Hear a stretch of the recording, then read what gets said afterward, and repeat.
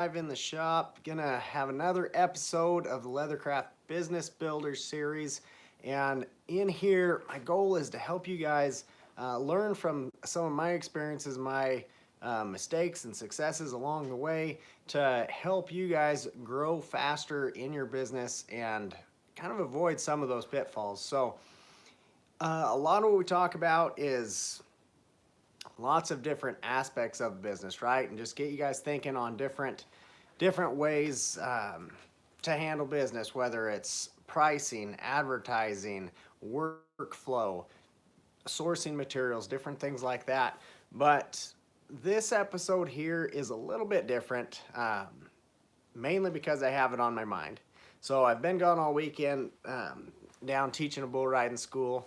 Prior to starting my leatherwork business, that's what I did. I rode bulls for a living, and now I still work production at different bull riding events and teach a lot of different bull riding schools.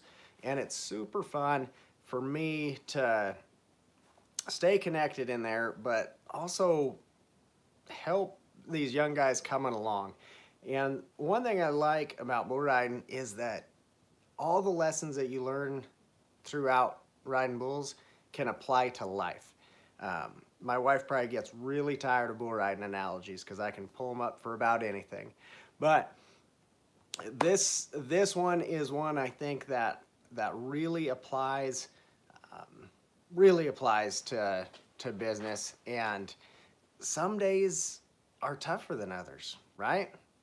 And so we're going to talk about that here tonight. I'm going to give you my kind of take on that, on how to get through those tough days and what that looks like coming from the standpoint of what I talk about at the bull riding schools when we have tough days there. So as always, with all the different episodes that we do here, we are going to be giving away a t-shirt tonight. So we're going to roll into the live Q&A here in just a minute when I get done with what I have to say here. But I do want to give one of those shirts away to you. I don't know that I have the links in the description there, but that one is from my wife's company, S&D Design Co. And it's my business is the shirt that's that we're giving away there, 23 plus. So we'll give that away here towards the end. But not every day in business is easy, right? Not every day in life is easy. But today I was really thinking about that, thinking, man, what are we going to be talking about on Business Builders tonight? And I was thinking, I'm a little tired. Like, it's been a long weekend. We have early mornings, late nights, and long days at those bull riding schools. And I was thinking about the last day, we really talked about it, that the last day of the school, I had to talk to these guys about when things are hard, because they've got sore spots from going and riding bulls for a couple days, and that third day we're pushing through there. But think about this. Have you ever had a car that wouldn't start? More specifically, a manual transmission car that wouldn't start. How do you get that car going from no speed rolling? Like, you can push start it, right? You can get behind that, push start that, have somebody pop that into gear, and that'll get that going. Now, how about, have you ever been driving in through the snow or the mud or anything like that and got a vehicle stuck? Like, it is stuck in the mud. Now, do you get out and push that one out? Or how else would you get that one going? Once it's been moving and then it got stuck, you would either get another vehicle in front, hook up to it and pull it out there, or hook up to a winch and pull it out, right? So with it just sitting there, you can push it to start it, but when it's stuck, you gotta pull it out. Now, whether we're talking about riding bulls or running a business, it's the same thing. getting started, you can push yourself to get started. You can have the drive and the excitement and just the want to, and you can get out and you can just push yourself, bring up all your own energy and push yourself to get started and get rolling. Mainly because it's something new and you're super excited about it too, right? But then once you've been going a little bit and there's outside elements, there's outside things, outside forces that can get you stuck. There's things like, slow markets, you're not getting the clientele you want. The days that just you're not feeling creative, you can get stuck. You're going along and your machine breaks down. You just feel stuck. And there's days like that, right? Days you're tired and you don't want to do it today and you feel stuck. Where's that motivation at? Well, you can't push yourself through that. You can push yourself to a certain point, but eventually pushing isn't going to get it. Sometimes you can get so stuck that you can't push yourself through it. So you need something to pull you out. You got to have something to pull you through when those tough times are there. And that's going to go back to what we've talked about before, but why. Your why and your reasons for what you're doing is what's going to be able to pull you through the hard times. So if you're just working on getting started with your business, and this is a new adventure and you're just building up, I encourage you to take time, sit down and write it out. It doesn't have to be anything fancy or anything for anybody else to see, but it's just for you to see and you to have down is why are you doing what you do? Why did you decide to start your own business? Is it for freedom of time to be able to do other activities? Is it freedom of time to spend with family? Is it that whole idea of setting your own schedule? Is it the no cap on what you can make? There's no limits being put on you. Freedom to use your creativity. What is it? Why do you do what you do? Why are you wanting to do this? What are the rewards going to be from you running your business? Why are you deciding to do that instead of just getting a job, working for somebody else, right? Now, everybody's reasons are going to be different, or they can be different, and that's fine. You're not going to look the same as everybody else's because we're individuals, right? And that's the cool thing about running your own business is it's going to be how you want it. And you're going to be doing it for your own reasons. But you really define that why, and that's what's going to be able to pull you through those tough times. And the closer you are to the beginning and when you're still really excited and have all those reasons why, get that wrote down. Because some days when you feel super stuck, you're not gonna always remember. Those days that you feel stuck, you're like, I have no idea why I'm doing this. Well, if you have that to look at and you can just go back and read and remind yourself, then you're gonna be able to, okay, this is what I'm doing. This is what I'm doing. And pulls you right on out of it. Might not be easy, might not be fun, but it can pull you out of there. So it's, again, it's a short kind of lesson, just hopefully a little bit of encouragement if anybody is needing that today. And if you're not needing it today, there's some point in your business where it's gonna come about. You have those tough days, right? But it's just one of the many things that I can relate back to bull riding, and it was super on my mind coming just from that school this weekend, and thought I'd share it on here. But I want to get over into the Q&A and get to talking about what you guys want to talk about and see what I can answer for you.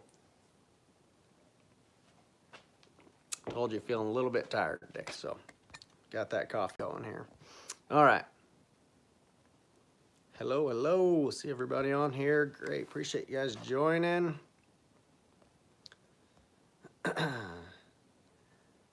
sell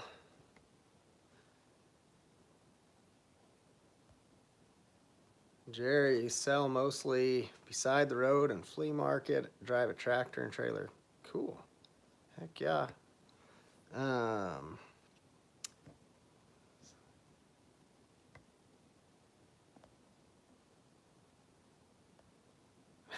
Connie, when things get tough, it's like riding a bucking horse. You hang on tight and ride through it because it beats the alternative of hitting the ground. There you go. Yeah, sometimes you get that right motivation of what's the alternative, what can go what's can go wrong. That incentive to staying on there. Okay.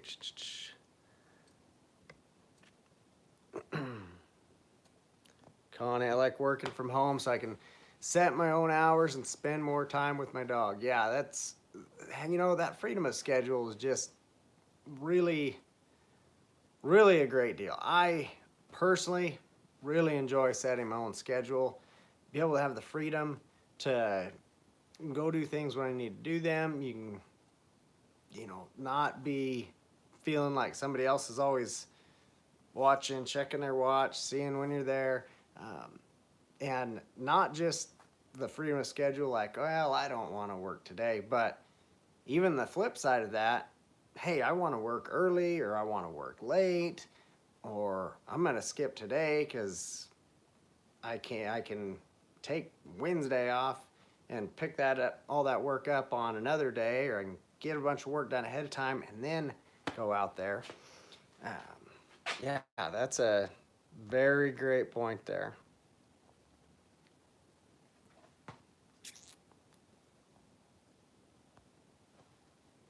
Okay, Shannon, just starting out, super new to leathercraft. Well, that's awesome. I'm amazed at how many people there are consistently starting out in this business, and within the last year um, of this pandemic and all that stuff, or perceived pandemic, whatever it is, um, they there's been so many people that, like, look, at home or working from home and looking for something else to do and getting into leathercraft. It's super fun. um, I've really enjoyed all the people I've got to interact with, mainly through social media and emails and on YouTube here of people with lots of questions and looking to get started. Uh, People have a lot of fun with leathercraft, whether it's something you want to do for a business or whether it's something just to do as a hobby or give away for gifts. I think it's a great deal to get into anyhow. Okay, we're trying to read comments here. All right, and any questions you guys have, shoot at me here.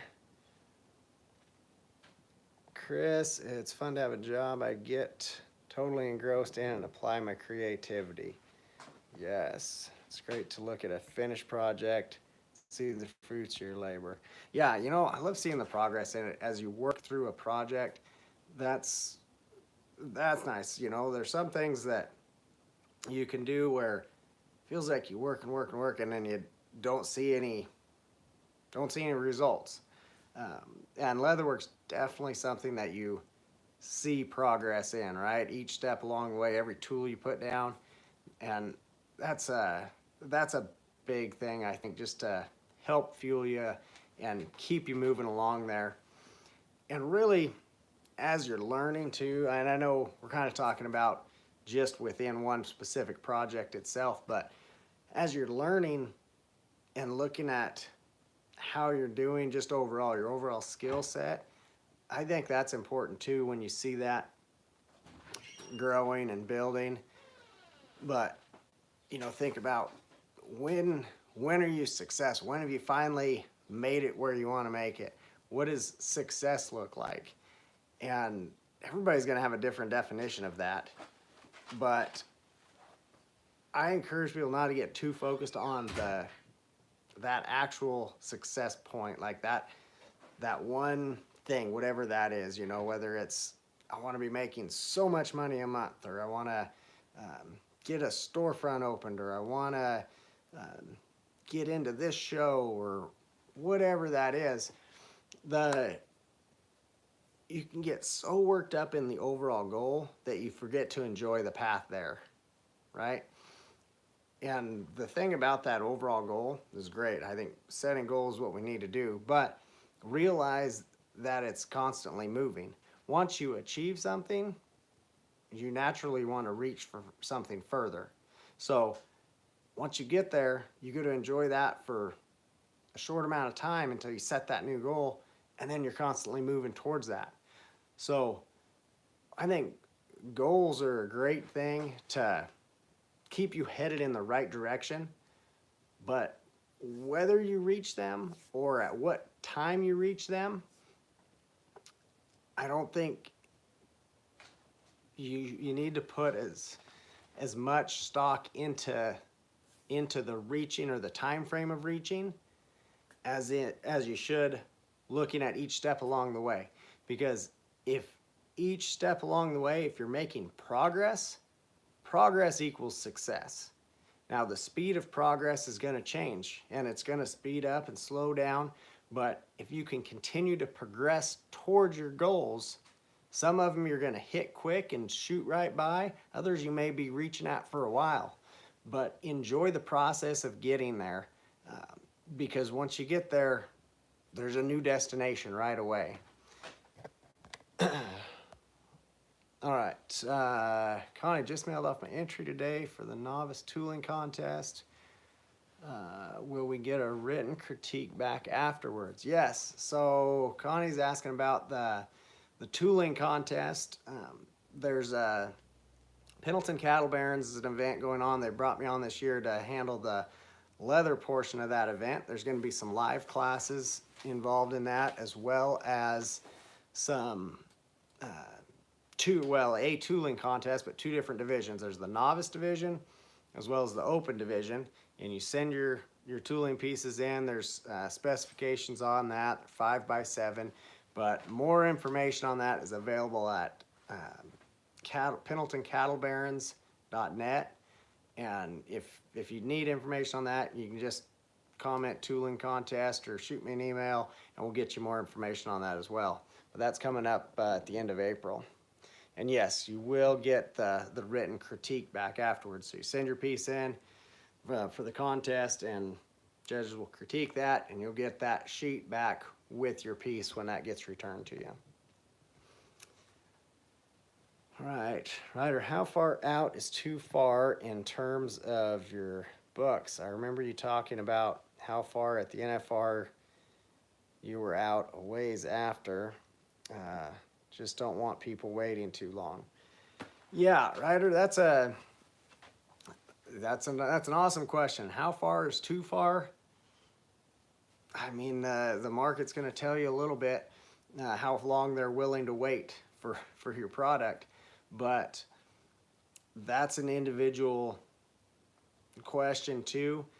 I've been as far out as like 5-6 months before, and I personally, as a maker, don't like that. I hate it.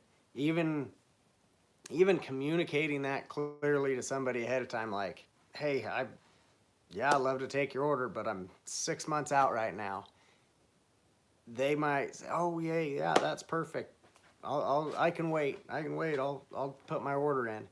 But inevitably, a few months down the road, they're going, man, I ordered that a long time ago. Where is that? And they start wondering and asking, or kind of spreading the word like, I ordered some, but it's been months and I still haven't got it.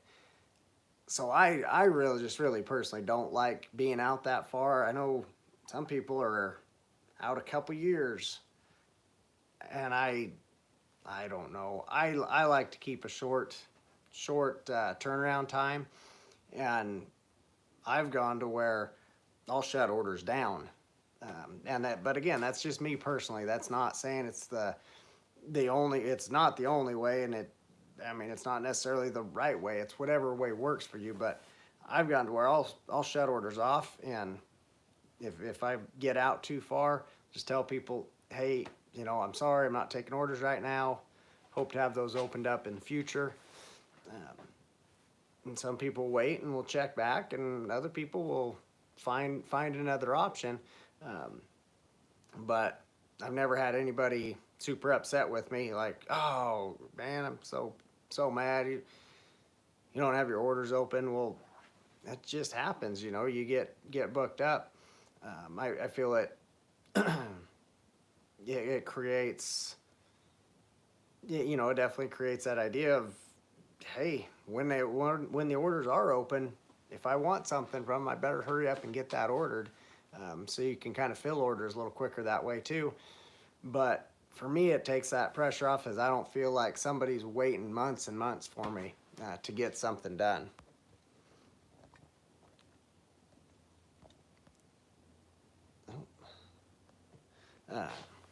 Thought that something beeped in there, but yeah,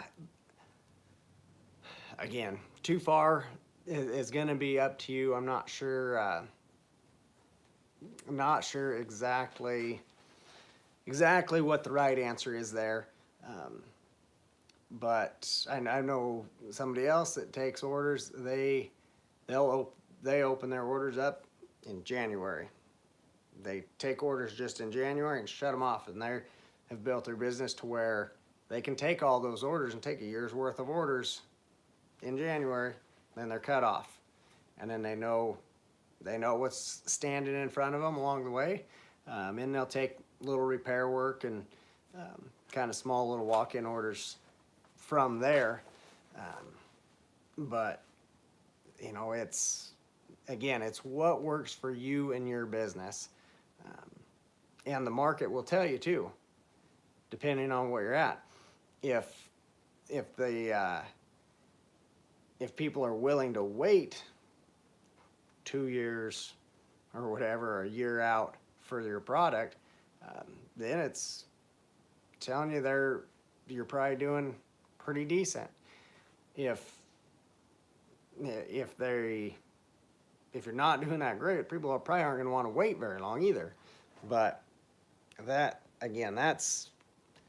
a tough one to give you a great answer on there, Ryder. But good question, and a good thing to consider too.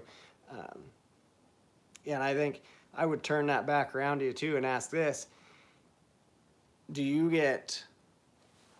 does it provide you more comfort knowing the stability of seeing a long order list ahead of you, knowing like, hey, there's job security, I have the work lined up? Or does it cause you more stress knowing, oh, I'm far out on my orders, people are waiting on me? So I think that's probably more of the real question that should be answered, as opposed to what's too long, what's not long enough. Is how does it make you feel in your business too? And if it stresses you out to have orders out that long, then don't do it. Shut your orders off. Don't take any more, Let it get down to where you're, and I have no idea.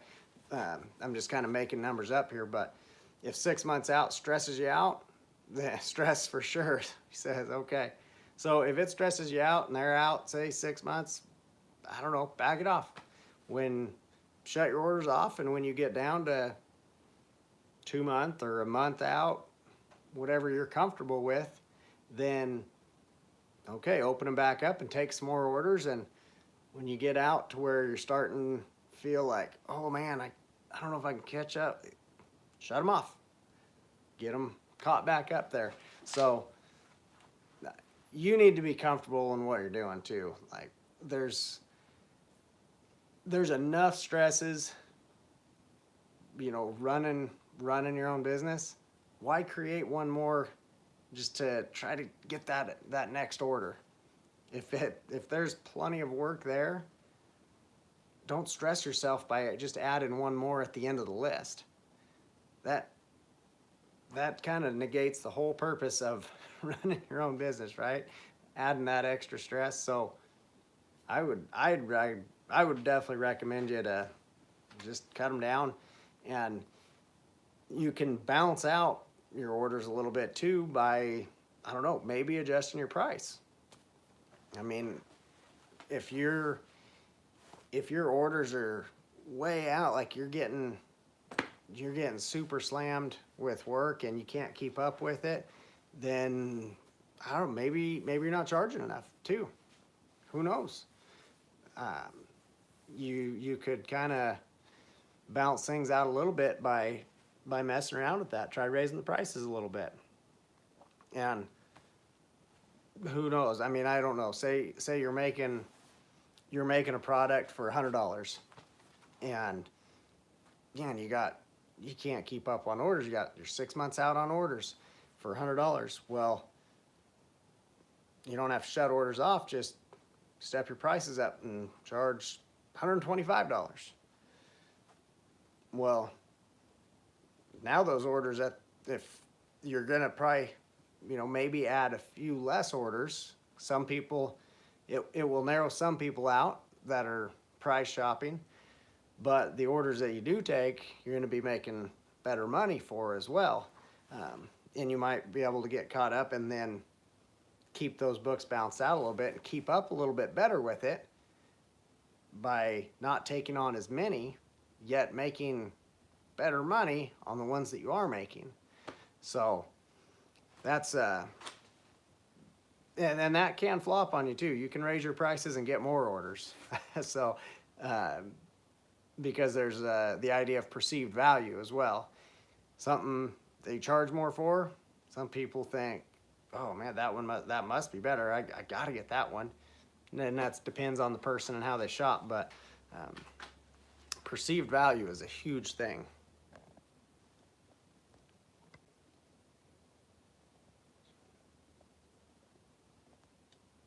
Yeah, Chris, sometimes the long wait time can generate a reputation for quality too.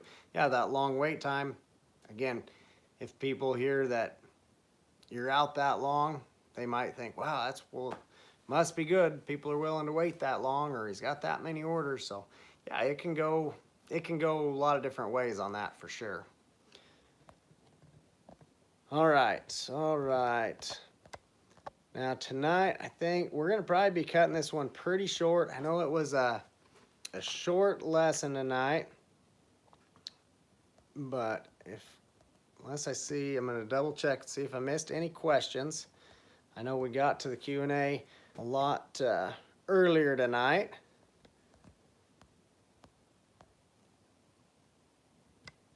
Okay, what do we have here? Having enough orders in for 6 months is stressful, but also gives you the security of 6 months of income. Yeah, that's exactly. There's the stress versus the security, and different people are going to be wired different ways. You either are really comforted by the security or really stressed out by either making your customers wait that long or the extra workload, whatever that is. But you have to weigh out comfort versus stress, and those two have to balance out ideally, and that's going to balance at a different point for everyone. But that is absolutely both sides to the coin right there. All right, I think we are gonna get right with it. I'm not seeing any more questions roll in, so we're gonna go ahead. I want to give away this shirt. I do want to remind you too, I don't know if I have the link in the description. I will try to add that in there, but the Weaver Leather Supply has partnered with me to help me give you guys a discount. If you are working on building your business but have not got to the point where you have a business account or wholesale account with Weaver Leather, you can use promo code JOE10, JOE10, and they'll save you 10% off of anything, tools, materials, machinery, all that stuff.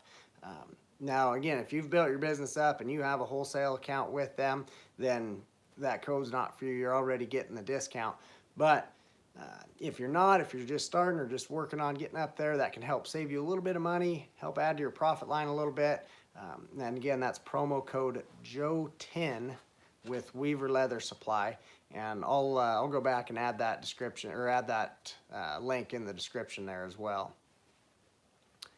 Connie, my wife has a shirt with a tooled cross. Do you sell that pattern? She does have the, see, now you're following both businesses, so that's good. You're getting an idea on where it's coming from. So that cross, I do have the pattern here. Obviously, I had drawn that for that shirt that's going to be released, but it's not released yet. I, I do have that here. It's that should be released pretty darn soon, but it's not up quite yet. One of the specialty patterns. So, yeah. And anybody else interested? snddesignco.com. That's my wife's company, and she has shirts. Well, like this. In fact, this sweatshirt I'm wearing today. This is the Bull Rider tooling pattern on the hoodie, but she has a lot of the specialty patterns on shirts there as well as her other designs. So yeah, definitely jump on, check that out, and you can use promo code 23plus, just 23 and the plus sign, and that saves you 10% off anything on her website as well. So anyhow, we're gonna give this shirt away here, and I am gonna go. Where'd she go? Where'd she go? There we go. Shannon Garcia. Shannon Garcia. Hey, welcome to Leathercraft, and I appreciate you being on here. I'm going to go ahead and get a shirt headed your way. If you would email me or message me, you can do that at any of the spots here, but I need your, I need the name, shipping address, and an email and a shirt size for you, and I get a shirt headed your way. You can email me at mealingjoe@yahoo.com. You can message me on all the social media stuff. For Facebook, you can check out 23plus 23plus, and that'll be the business page that you can message me on there, or on Instagram 23plus. So 23plus.leatherwork, and you can find me there and shoot a message there. But we would love to get that headed your way. Brock, how much is your class? So the class, there's a couple different things here. My guess is you're probably talking about the maybe my subscription class. I have the Leather Life Classroom. It's an online class. It's subscription based. That one's $15 a month. We work through a new project each month. You get the patterns and videos to go along with everything that walk you through start to finish, from cutting your project out, any tooling, construction, finish work, all that stuff. But that I'll add a link to that in the description as well. That's the Leather Life Classroom. And then I also have online classes. There's the, yeah, you think that's it? Yeah, as I say, because I have a couple other online courses that are just one-time courses. There's the Fundamentals of Drawing Floral Patterns, and that one's set at 50. And then there's also another course, the Fundamentals of Floral Carving, and that's at 125, and that's kind of the whole broad aspect of floral carving in there. We look at all the tools and how to use them, and go through and tool a full pattern. But the subscription-based class, that's the one where you get the new project each month that we work through, just that specific project. And those videos are all pre-recorded and then just all uploaded on the first of the month. So you have access to them to go back and watch at your own pace and as many times as you want. Okay.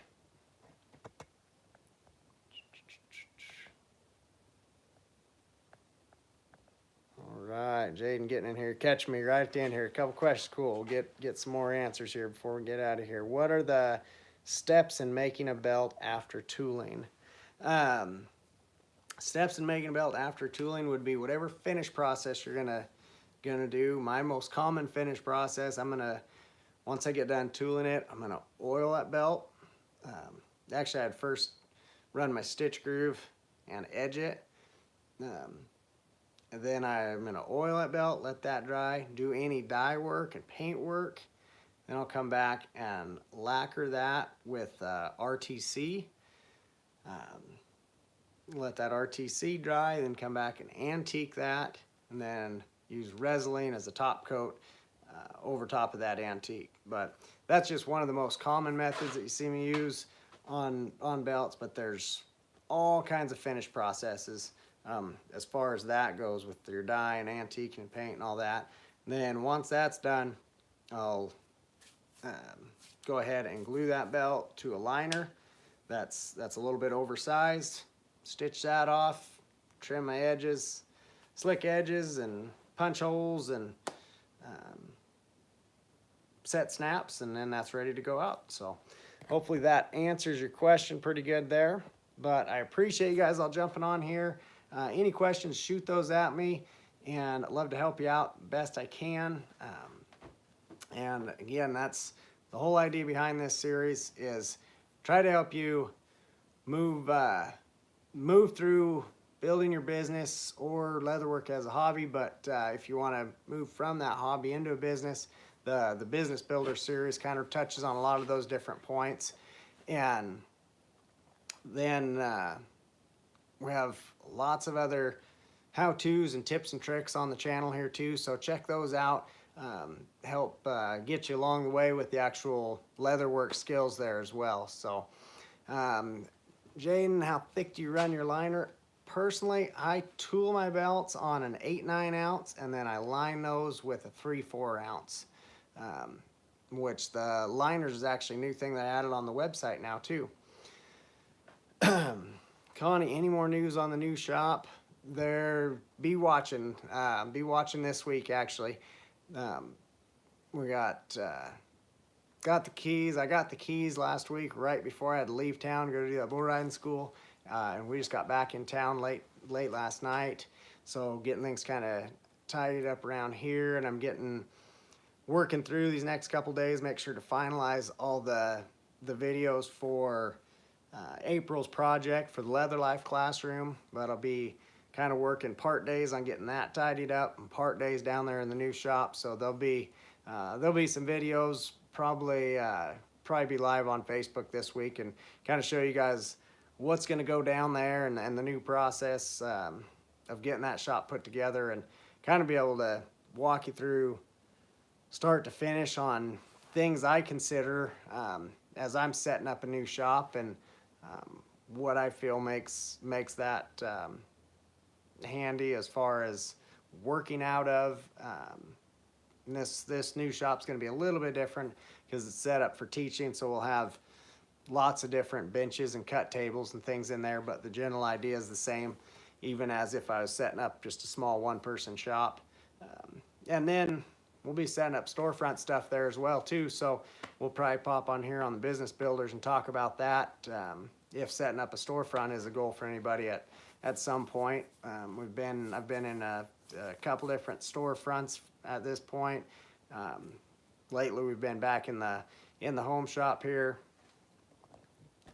and now we're getting ready to go back down with this new storefront and shop and classroom and all that, so it's going to be really exciting. But yeah, watch for that more this week. So thank you guys, I appreciate you being on here. I appreciate all your questions, and can't wait to see you guys on the next video. Take care.